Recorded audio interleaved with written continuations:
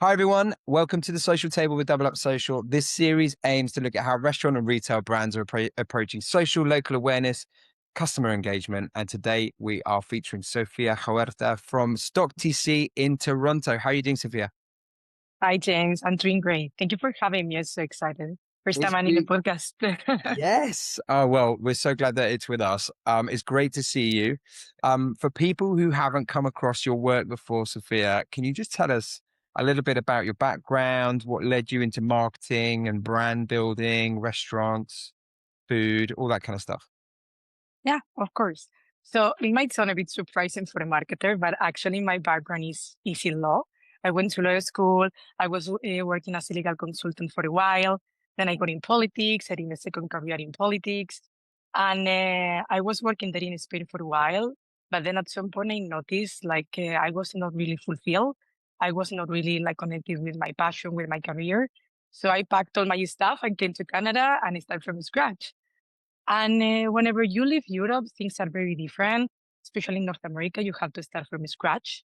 I took the job that I had to. I started like as a busboy here, like in a restaurant, in a small Italian local restaurant in Toronto. I was kind of making a living at that time. And I found an internship that was unpaid in the mornings in public relations, in government relations that kind of connected with my past experience. So I was literally, working like crazy. I was working in the mornings in this agency, and then at nights I was working in the restaurant. I kind of built my career in restaurants. I was working, I started like as a busboy, then as a server, a supervisor, manager. I kind of grew within the industry. And that's something I'm very grateful about because it made me understand the industry from the ground and being on both sides of the table, understand, what customers think, what are the expectations.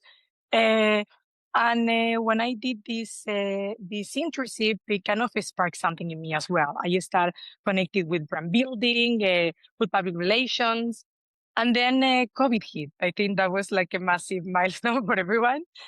But for me, I'm not gonna lie, it was very transformative. Mm. I decided, whenever COVID hit, I was like, okay, so we have 2 weeks here. We can either, just stay home in a lockdown on the press, or you can actually make the most of it. So when that happened, I was waking up every day at 7 a.m. I was working out. I started learning Photoshop, Illustrator, brand building, social media, everything on my own. And whenever, we reopened in Toronto, things were very, very hard. Whenever the government opened all the businesses, I got an interview for a stock. It's actually the brand in which I'm working right now. I actually came for an interview as a server. And whenever they saw my resume and my experience, I expressed like what my passion was. They offered me the manager position, and I've been here working for 3 years. Just so you get a better understanding what stock is about. It's a pretty different business concept. It's a combination of a bistro with imported products and made in-house products, a bistro restaurant with European, Italian, American inspiration, and also event space. So right now I'm managing all the marketing strategy for events, for grocer, and for the restaurant. And on the side that I was mentioning to you before, I created my own business with a few friends. Again, after COVID, when things start reopening, and keeping in mind the fact that I was telling you, in Toronto, in Canada, we are all immigrants, we are on our own. So we accidentally, that's how everything started. We brought the speakers to the park. We started playing music, mainly house music, and the reaction was overwhelming. Everybody was coming. Oh my God, what is this? What is this?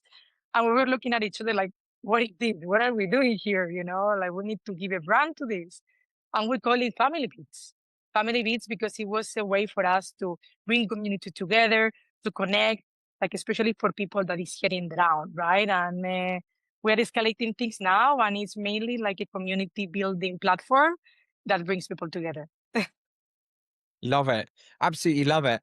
And so looking back on your career in the last few years, was there like a particular experience or project that shaped how you think about customers? I mean, you mentioned that it's really helpful, and lots of people say this, to have the experience of working from the very, very ground up in hospitality.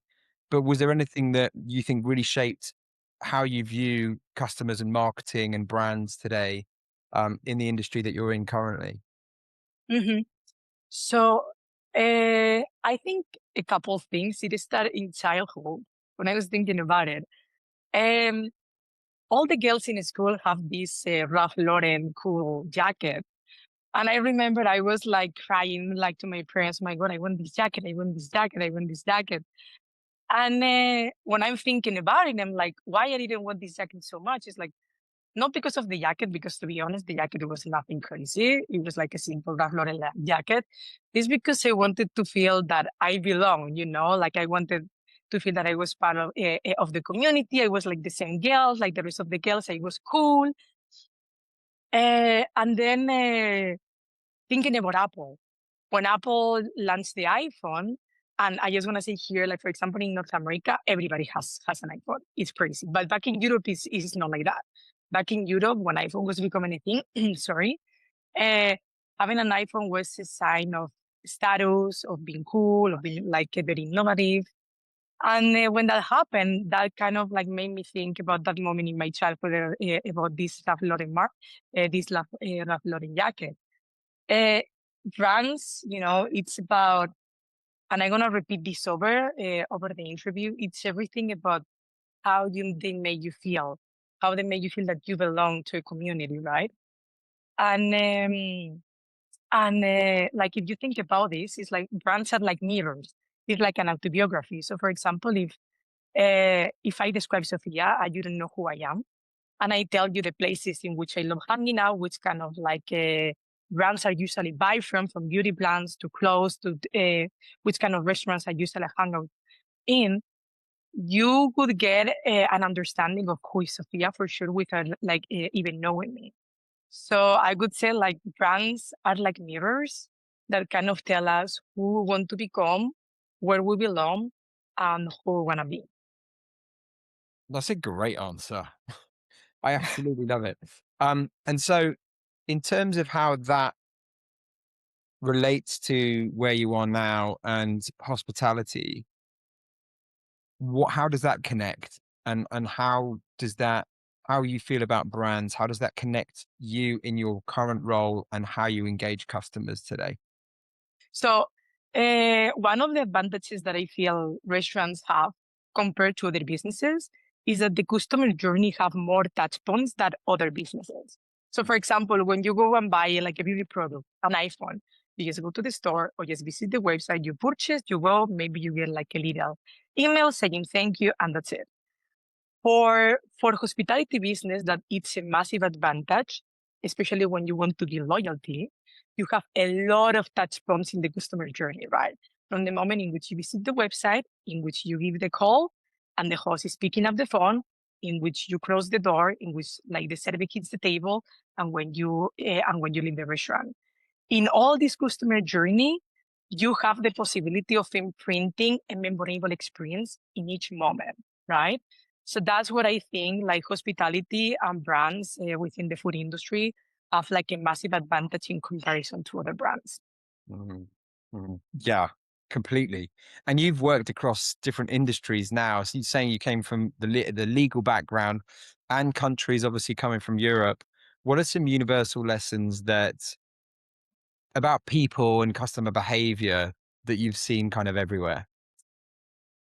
I could say the first one that I was mentioning is like people doesn't buy a product and doesn't buy a service, they buy a feeling.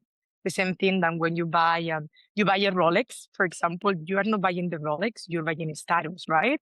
Or when you buy a Tesla, that here, especially in North America, is massive. Everybody have like the Cybertruck. You buy innovation. You don't buy the product itself. And the same with the restaurants. Yes, the food is great, of course, and they go for the food, but they go for the way they expect to be feeling at the same restaurant. Then the second one, I would say that people connects with people and not with logos. All the brands that are putting a face to their brands is the ones that are connecting better with customers. I was looking into this, this brand from Selena Gomez, Rare Beauty.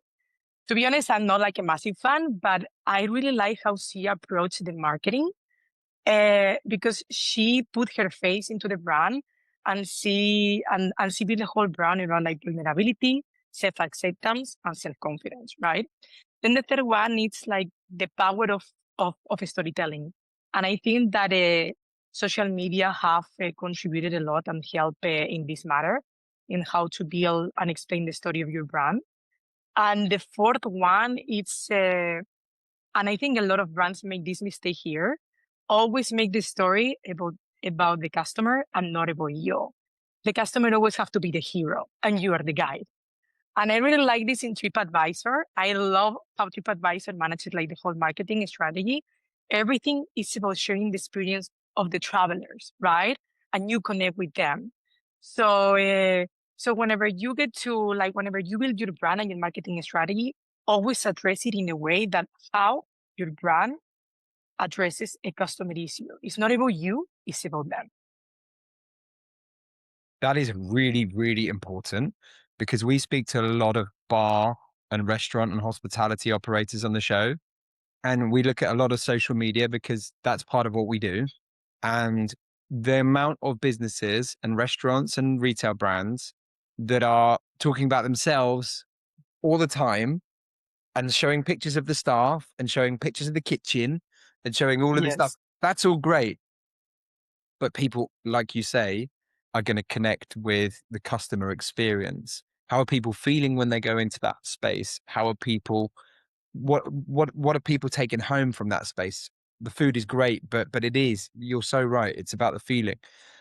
What do you think is one thing that hospitality businesses generally do better than other industries when it comes to creating that sort of loyalty with their customers?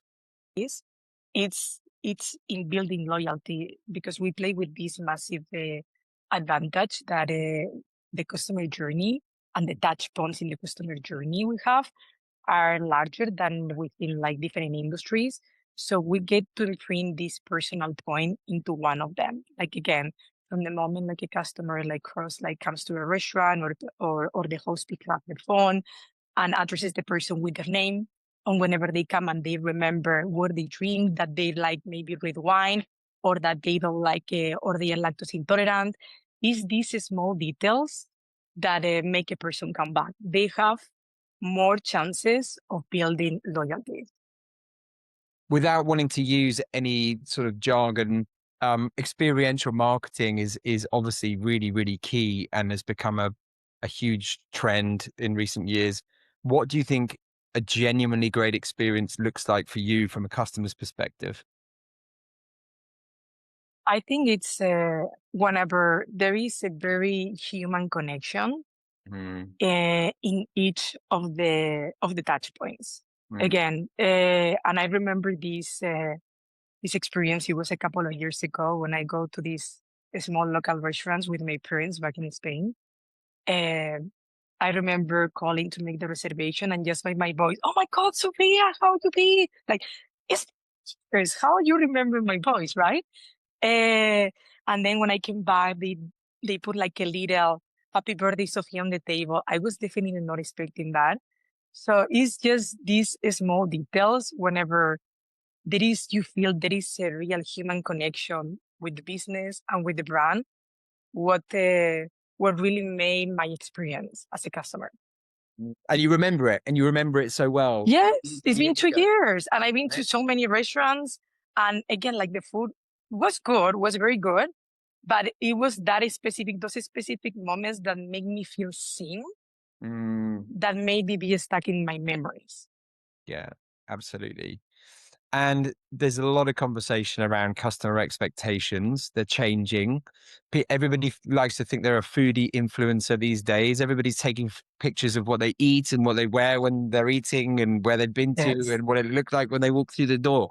What shifts are you seeing the business owners should be paying attention to right now with customers? So I could say, first of all, is that the value threshold has never been higher, right? Post pandemic, I think that people has become more selective on where they go and where they spend their money, right? So I would say like the bar of what is worth has increased, is way higher than before. Then the second one is that everything now it's more intentional and more experiential. There is so much competition now in the market. There are like concerts. You can stay home and watch a movie and watch Netflix. That's an experience by itself. People is looking for experiences, and that's something we're trying to integrate. For example, here in stock, we understand where the industry was going, and we start like integrating these like summer music nights, jazz nights. Something very cool we start doing that I'm actually very proud of is like we have like in the grocery space, we start building this what we call Nana the Grocer. So whenever the grocer closes from 8, it was say 1911, we were building like a whole experience with live music, all the stations. So for example, the butcher for the coffee or the pizza station, they were coming like actually like food station in which you cannot like order a drink, order food, and mix and mingling and chit chat. Like it was an opportunity to kind of like connect with the food. It was a very different experience, and like people like really connected with that. So we kind of understood, where the industry was going. And then the third one that I think we are all as marketers trying to fight against is like everything is becoming more convenient, and people like has less patience more and more. So we see on social media the 3 seconds hook, right? So whenever you make a video or you do like a picture, you have 3 seconds of attention to cut the attention of the audience, right? For example, now for me that I'm like rebuilding the whole website of stock, everything have to be done in a way that the call of actions have to be super straightforward, maximum 2 steps, because the customer is gone. If they go into their website and it takes some like more than like 2 seconds or 3 seconds into loading, you have lost their customer, right? So definitely that one I would say is very worth paying attention to. Mm. And how do you think social media, obviously you're talking about attention spans there and people's expectations rising because the level of patience and what they expect and their dopamine receptors have now been tuned to the algorithms, right? Um, there's obvious ways in which social media has changed the way hospitality brands build relationship with customers. But what are the main ways for you? You've obviously mentioned one or two there, but is there any other kind of major trend that you've noticed because of social and how it affects hospitality brands? Yeah, it's become more personable for sure. I remember before, uh, what 10 years ago, I was going to TripAdvisor, asking my friends, do you have a recommendation for a restaurant to go? Now you don't need that. You actually just go to Instagram, you stay in a profile of a restaurant for like 5 minutes, and you get like an overall understanding or picture of what the experience is going to look like. So definitely, like it has helped a lot in terms of exposure for restaurant, especially now the user generated content. And it's something like we experience a lot uh, and connected with the power of storytelling that I was mentioning before as well, right? You can't imagine, especially for events. Events, we have worked very, very hard in our strategy, especially on TikTok now. Um, how uh, how the power of storytelling, how many customers is bringing. The fact that somebody comes and tells the story, oh my God, like the wedding here at a stock and explains how everything was from the beginning to the end, right? That has bring so many customers because they are like explaining like firsthand how the experience was. And that's what we want. That being said, that being said, I want to highlight the fact that we don't have to rely mainly on social media. And that's a big mistake I did in the past. Mm, Uh, because the customer that come through social media, they come because they hype, not because mm, they love you. They saw this trend on TikTok, and we can see this, for example, in Valentine's, like whenever we bring like an influencer way in advance, on the summer music nights, whenever I just make like a big effort into putting the word out on social media before, and the servers can notice, it's like, this is not our regular customers. They just hear, even like the average check is not the same. They come here because there is a hype, not because they love the brand. So you are not investing in loyalty, right? So again, social media is very important, but it shouldn't be the main source. Mm, Now we have to look more towards GEO, very important, um, and Google for sure, and having a presence within Google. mhm, mhm. And AI and automation are obviously becoming part of almost every industry. Where do you see AI helping hospitality, and where should businesses be careful not to lose that kind of human touch? You mentioned all the touch points that are so key with the hospitality industry, and that's part of the advantage that they have over other industries. But where does AI come in, and is actually something that is good as opposed to something where you're losing that feel? AI is being definitely helpful, especially me as a marketer. I'm for sure you can relate. I'm pretty bad at analysis. I'm not gonna lie at numbers. So in that sense, it's been extremely helpful. And we are integrating it little by little at a stock, especially when it comes to very mechanic tasks. For Mm, example, like the calls. So I think it's very helpful, uh, especially to help your team to focus on what really matters. So mm, again, for the booking system, where it's like very general inquiries over the phone, AI can take over. But we can never forget that hospitality is a human business, it's a human industry, and we cannot touch and we cannot lose that human point, right? So AI again, it's amazing, but you cannot automatize human connection.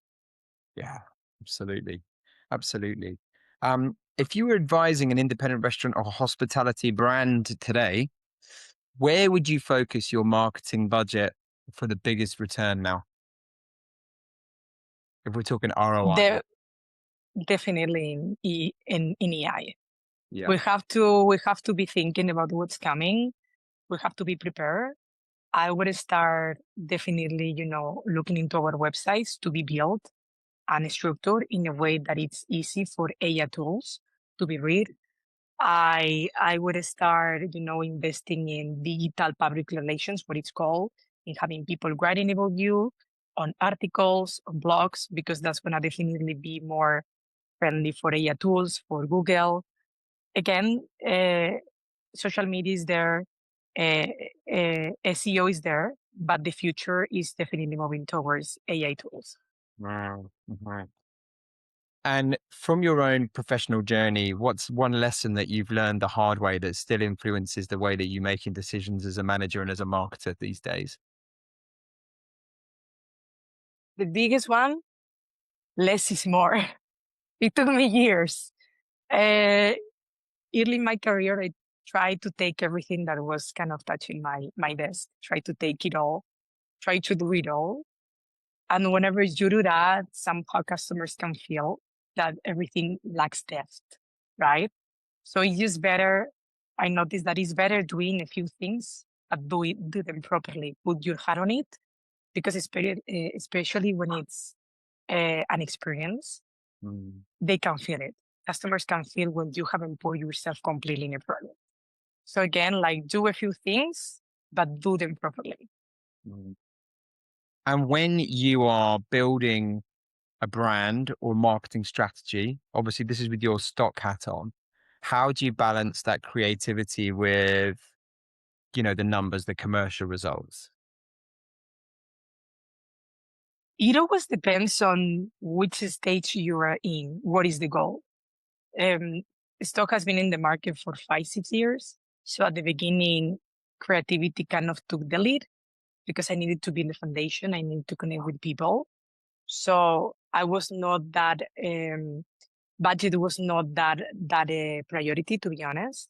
But once you have built that foundation, you need to focus into bringing income.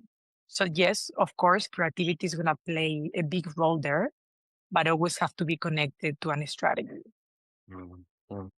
And what's one piece of advice that you would give who's trying to grow a business, hospitality business in a crowded and competitive market to stand out? Find your niche and put everything on it.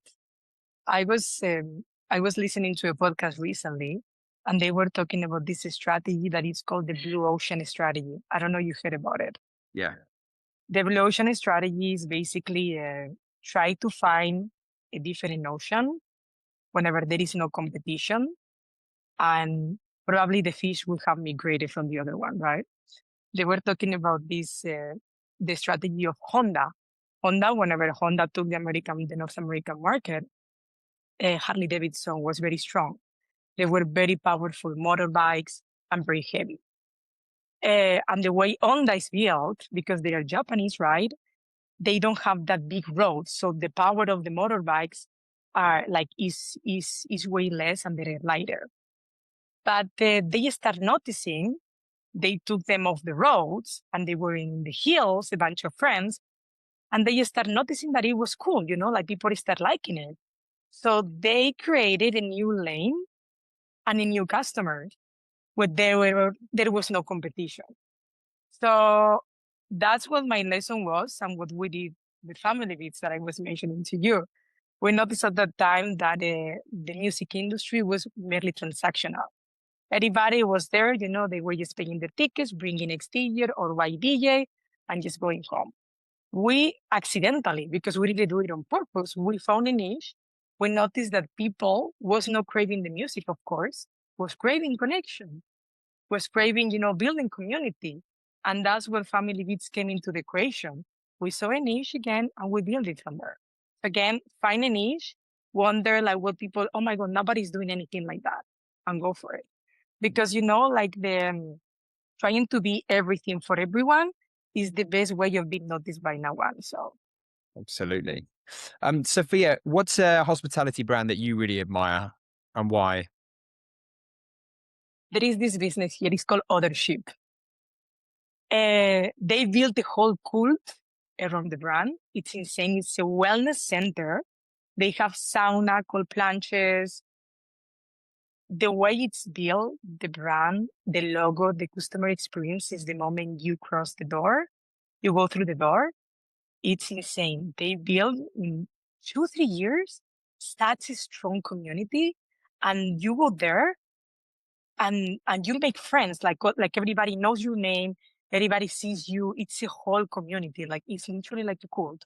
Again, I was not very fan of it until I tried it, and I was without even noticing. They trapped me into it. It's insane. Love that. My next question was going to be, what's the best customer experience you've had in the last year? But it sounds like it's that with those guys. Yeah, yeah, basically. And she's now joined the cult, everyone. So what's one trend in marketing that people are overestimating at the moment? Overestimating Mm, the viral content. I would mm, say viral content. Again, once the hype is gone, those customers are gone. mm, mm.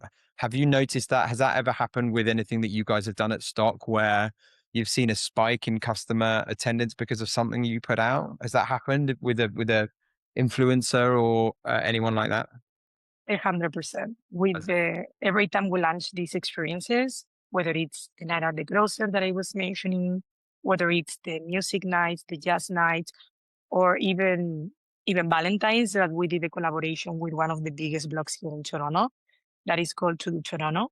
We could definitely notice the customers that were coming, they were the profile of the audience they are tackling, right?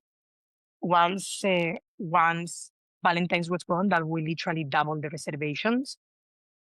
We got back to our regular customers, like the profile was the same, right? So we could definitely notice. That's why I was saying social media is good, but it shouldn't be the priority, because those customers that are coming, they are not coming to you because they love you. They are coming to you because there is a hype. And once the hype is gone, they are going to be gone.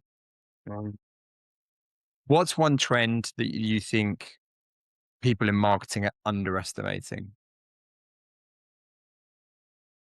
I would say loyalty, but loyalty properly understood. Not loyalty because so you have a loyalty program because you give discounts. Loyalty built through connection, loyalty built, and we work really hard on it with our customers from the restaurant. Loyalty built whenever you make them feel special. We have this special line only for VIP clients, right? that whenever they call, they get like a preference treatment. And that's the kind of loyalty that makes customers come back. Mhm. Love that. If listeners take one thing away, one lesson from this conversation that we've had, what would you want it to be from you? I could say kind of aligning with everything that I was saying before and what each brands. The way I see a brand, it's not a logo, it's not a color palette, it's not a creative line. It's a feeling. And the best brands in the world, they understand that. Uh, Whenever there is a human connection with their customers, these customers feel genuinely cared and taken care of. And it's something that I could see whenever I was working as a server in my first year here in Toronto. I remember there was this customer that was by himself on a table, and he just looked sad, and I just did my best and go the extra mile to make him feel good. And at the end of his meal, he looked at me and he was like, "You know what? I had the worst day ever, and you just changed it completely, right?" So at that moment, I that made me realize this I'm changing people's life, and that's what it comes to. It's a brand, like the brand of the restaurant that I was representing at that moment as a server. It's about how you make people feel. And my final question relates to that a little bit because every hospitality business has a story behind it that customers never necessarily see. What's something that you've learned about building brands and relationships that happens behind the scenes that makes all the difference? Because if it's about how people feel, how does a hospitality business or brand achieve that behind the scenes? In building into building a culture in the company. And that's, again, as a new company, I would say like 5, 6 years in the market, you need to make people that is in your company to be part of it, feel part of it, and feel that they represent the brand into everything they do. So that whenever a customer comes, they don't see that as a transaction. They see that into everything, every detail, they are representing the culture of the company. And Mm, that's why every company should work really, really hard into make their customers believe into what they do, into their values, because that way they are gonna go the extra mile to transmit that to every customer that comes to the business. mhm, mhm. I love that. Sophia, thank you so much for spending the time with us today, for answering our questions, for giving us some killer insights as well with marketing and social and AI. Where can people find you and where can people find stock? Uh, stocktc.com. On Instagram, we're on Instagram, we are on TikTok. We are actually building our new website, so stay tuned because that's gonna look pretty cool. And we are actually expanding. We are expanding now to a very cool neighborhood here in Toronto. So there is gonna be a lot of new comings on that front. So super excited about it. And Family Beats, follow Family Beats if you wanna, know about events, about community building. Yeah. So thank you so much for having me. It was a great experience, and it was a great chat, James. Thanks so much, Sophia. Take care. Take care.